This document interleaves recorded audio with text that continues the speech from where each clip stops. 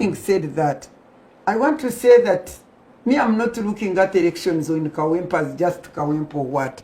I just want to say that it is so unfortunate, so unfortunate that we can have a leadership of government which doesn't know that elections are a process through which citizens choose their leaders.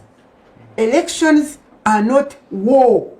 They are not war. Me, I cannot understand. I don't know, whatever leadership is in NRM, at times I control my language not to rubbish them. But when I mean as a senior citizen who has sense, who has knowledge, who understands, who knows what a government is, why people elect, what we call democratic governance, what we call multi-party political dispensation, as a person who knows all this. When I see that when elections come, then it is at war. It is that Ugandans are now at war. The Ugandans of government are at war with all other Ugandans. Because you see, let me tell you, you are talking like that. But don't think that the NRM voters also are happy. Did they go to vote? I mean, weren't they fearing these guns? Yeah. I mean, when you come with choppers around, hovering around, and then these anti-terrorist people, or these guns, do you think Ugandans who are not opposition, weren't they also suffering? Now, when you see Ugandans, the government of Uganda, setting itself at war with the Ugandans, when it is supposed to do what? Protect Ugandans. When you see the government of Uganda so scared of Ugandans, for me, I don't know how much I will talk, but for sure, I don't know, but my God lives. My God lives, and that's why I'm so happy as I talk on this thing. My God worked. Because you cannot have elections as if we are in Sudan. You know what is happening in Sudan? Fighting in Sudan, fighting in Congo, fighting now. What was the difference if you are taking videos and films about Uganda at one small Ekawempe elections constituency? Would you see any difference at what is happening even in Israel? Those things.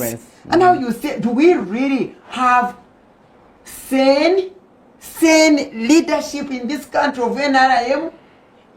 Haven't they all gone crazy? That is one thing.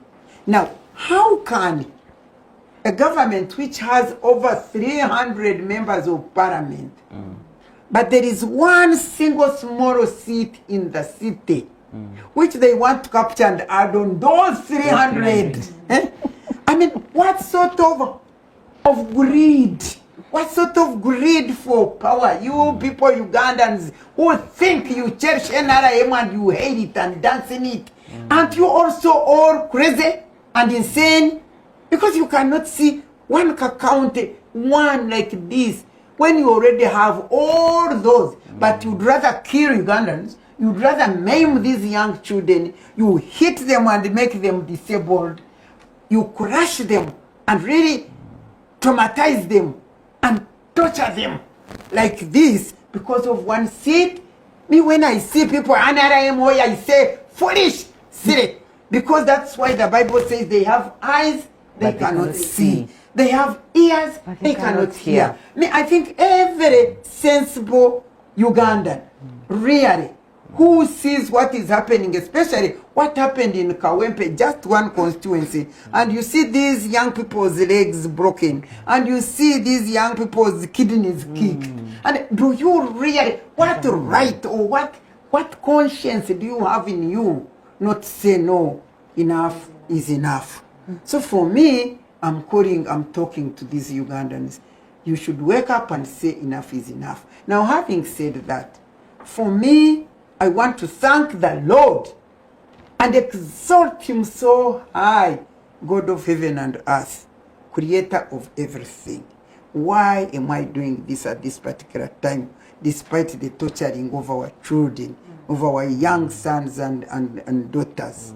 Is it because when I saw what happened on a denomination, and then I saw what was happening at when they were pre-picking in the RDC's election. Do you know that that RDC is not even RDC of Kampala? No. It's the RDC of Zimbabwe. Yes. Why did he come and put a seat there? Anyway, when I saw what happened, I went at my altar. From that time, I said, God, this country, Uganda, was founded on you by our ancestors. And I said, we are sorry. We abandoned, we destroyed the covenant with you, and we are doing wrong things. We're committing idolatry and all that kind of thing.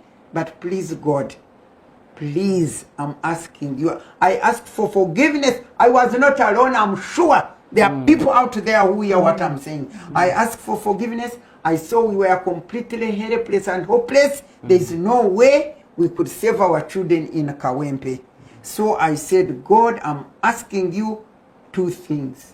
1, please protect our children in Ekawempe.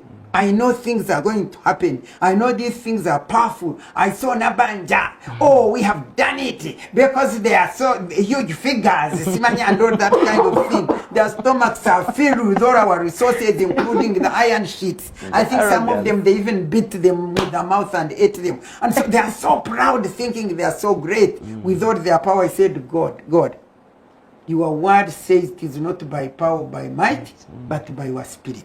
So I said, we believe in you, that you are greater than anybody else. So I'm inviting you, I'm calling you to reveal your power, to show these so powerful people that you are the one in control.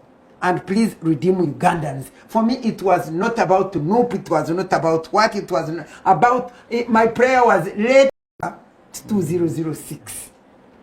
Brace yourself of what you're expecting. Now, having said that, I want to say that me, I'm not looking at elections in Ekawempe as just Ekawempe or what.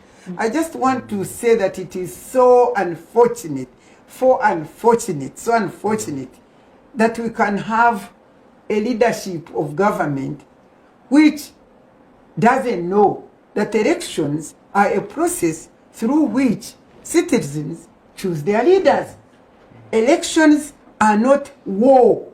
They are not war. Me, I cannot understand. I don't know, whatever leadership is in NRM, at times I control my language not to rubbish them. But when I mean as a senior citizen who has sense, who has knowledge, who understands, who knows what a government is, why people elect, what we call democratic governance, what we call multi-party political dispensation, as a person who knows all this. When I see that when elections come, then it is at war. It is that Ugandans are now at war. The Ugandans of government are at war with all other Ugandans. Because you see, let me tell you, are talking like that. But don't think that the NRM voters also are happy. Did they go to vote?